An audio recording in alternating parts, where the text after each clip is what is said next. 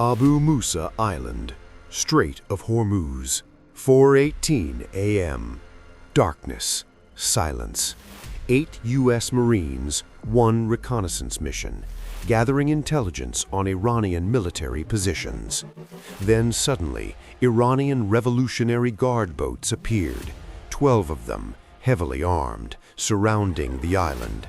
Their orders: capture the American Marines, dead or alive.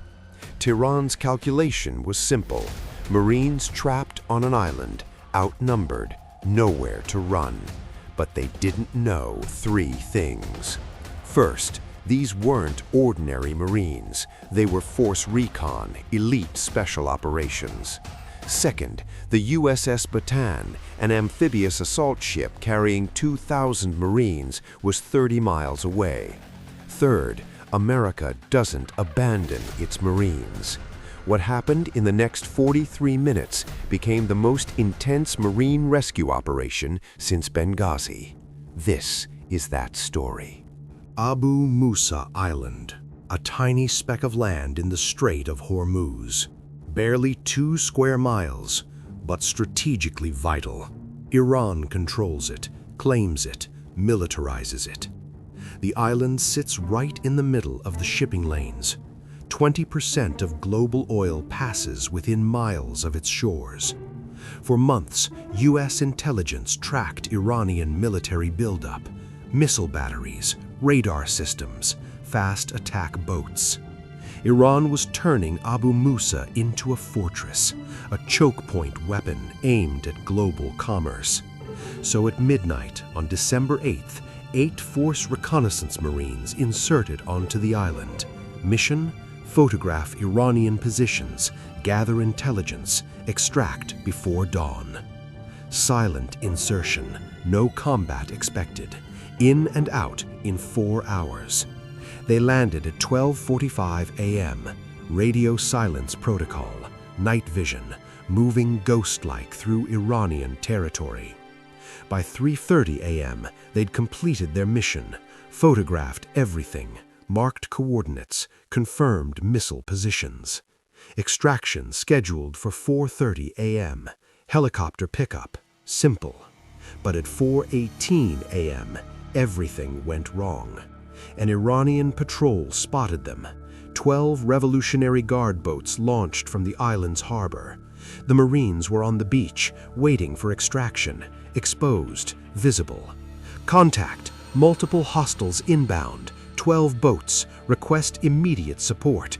Any assets available. The response came in seconds, not from the Bataan, from someone else. Devil Dogs, this is Viper flight. 2 F-35s 30 seconds out. Get down and stay down. 4:19 a.m. 2 F-35 Lightning stealth fighters screamed over Abu Musa Island at 500 knots, flying low, aggressive. The Iranian boats immediately scattered, Revolutionary Guard commanders shouting orders, confusion, panic. But the jets didn't fire. They didn't need to. Their presence alone changed everything. Iranian vessels, this is U.S. Marine Corps aircraft. You are within weapons engagement range. Recommend you reverse course immediately. The boats slowed, turned, but didn't retreat, because they knew something the Marines didn't. Reinforcements were coming. At 4:21 a.m., 3 more Iranian boats launched, then 6 more, then 12. Within minutes, 33 Iranian Revolutionary Guard boats surrounded the island. This wasn't a patrol anymore. This was an assault force. Tehran had given the order: capture those Marines. But America was moving too. USS Bataan, 28 miles away, went to full combat alert. 2,000 Marines, 50 helicopters, 20 amphibious assault vehicles. And they all started moving toward Abu Musa Island.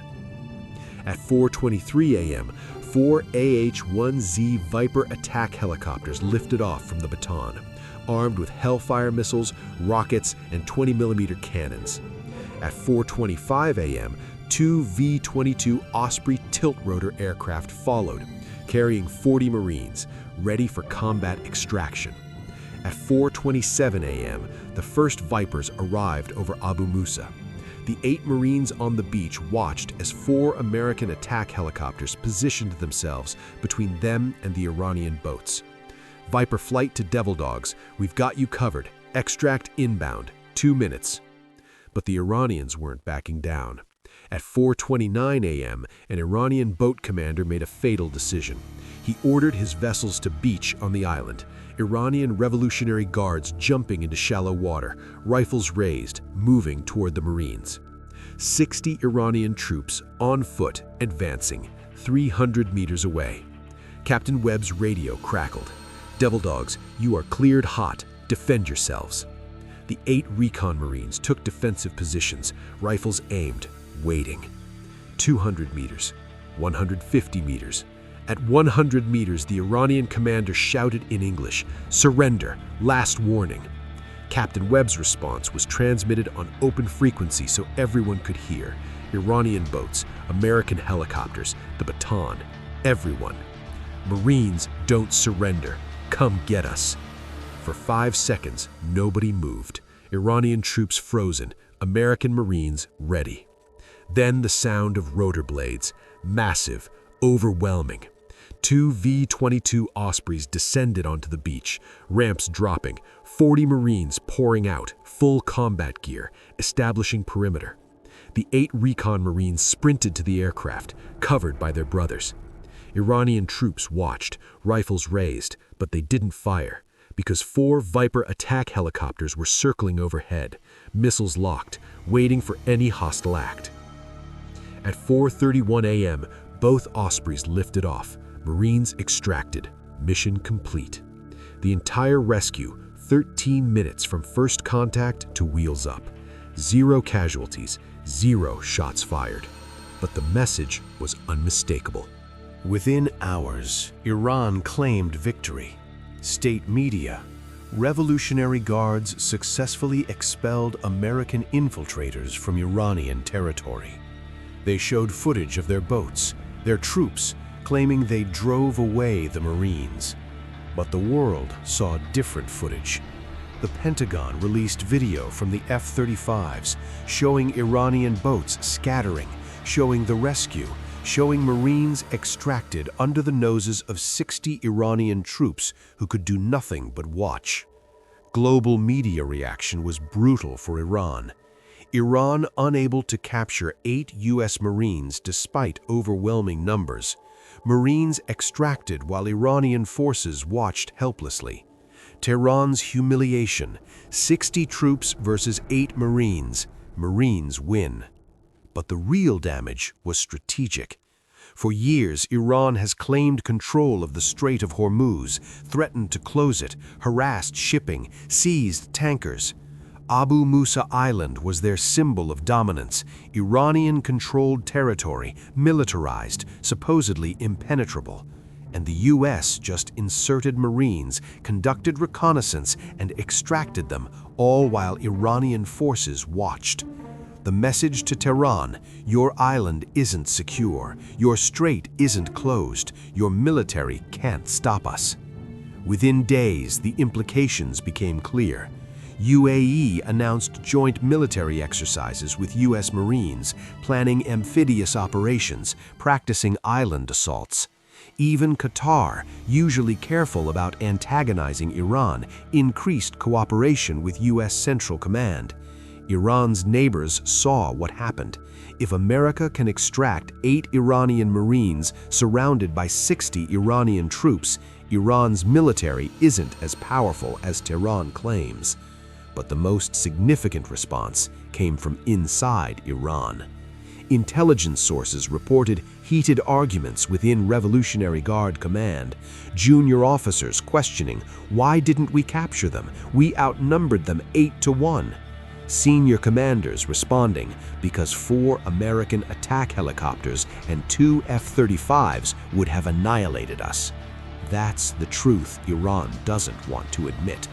They could have attacked, could have captured those Marines, but the cost would have been catastrophic. 33 boats destroyed, 60 troops killed, and for what? 8 Marines who'd be rescued anyway by the 2,000 more coming behind them? Iran blinked. Again. So why does Abu Musa Island matter? Because it reveals the fundamental flaw in Iran's strategy. For decades, Tehran has relied on asymmetric warfare: fast boats, swarming tactics, harassment, seizures. It works against commercial shipping. Tankers can't fight back. Crews surrender rather than risk death. But against U.S. military forces, it's suicide. Those 8 Marines weren't helpless sailors on a tanker. They were force recon, elite warriors, each one worth 10 regular infantry. And they weren't alone. Never alone. The F-35s that arrived in 30 seconds, they'd been monitoring the mission the whole time, invisible, watching, ready. The attack helicopters, on standby alert, engines warm, pilots strapped in. The Ospreys with 40 Marines, pre-positioned, rehearsed, trained specifically for this scenario. This is what Iran faces every time they confront U.S. forces. Not just the troops they see, but the invisible network behind them. Satellites, drones, aircraft, ships, Marines. An entire military machine that responds in minutes to protect every single American service member. Iran doesn't have this. Revolutionary Guards operate independently. No integrated command, no rapid response. Those 60 troops on Abu Musa, they watched 8 Marines escape because they had no air support, no backup, no plan. This is why Iran seizes tankers but avoids U.S. warships. Why they harass commercial vessels but retreat when Navy destroyers appear. They can't win a direct confrontation, so they avoid them. But Abu Musa proved something else. America can strike anywhere, even inside Iranian-controlled territory. If Marines can insert onto Abu Musa, gather intelligence, and extract under Iranian noses, what else can American special forces do? Attack Iranian nuclear sites? Already happened. Destroy Iranian missile facilities? Possible. Rescue hostages from Tehran? The Iranians are now asking that question. This is psychological warfare. Iran wanted to demonstrate control of the strait. Instead, they demonstrated impotence. And that's more damaging than any military defeat. 4:18 a.m. Abu Musa Island. 8 Marines surrounded by 60 Iranian troops. 4:31 a.m., 13 minutes later, 8 Marines extracted, 0 casualties, 0 shots fired. Mission complete. Today, those Marines continue operations in the Middle East. Captain Marcus Webb received the Bronze Star for leadership under pressure. The Iranian Revolutionary Guards, they still control Abu Musa Island, still militarize it, still threaten shipping. But they learned a lesson that morning. Surrounding U.S. Marines doesn't mean capturing them. Outnumbering Americans doesn't mean defeating them, because Marines never fight alone. They fight with F-35s overhead, attack helicopters on call, 2,000 brothers 30 miles away willing to storm the gates of hell to bring them home. This is the Strait of Hormuz. This is Abu Musa Island. This is what happens when Iran tries to capture U.S. Marines. 60 Iranian troops, 8 American Marines, 13 minutes of humiliation. Iran claimed victory. The world saw defeat. Because numbers don't matter when you're facing the United States Marine Corps. Semper Fi. Always faithful, always rescued, never left behind.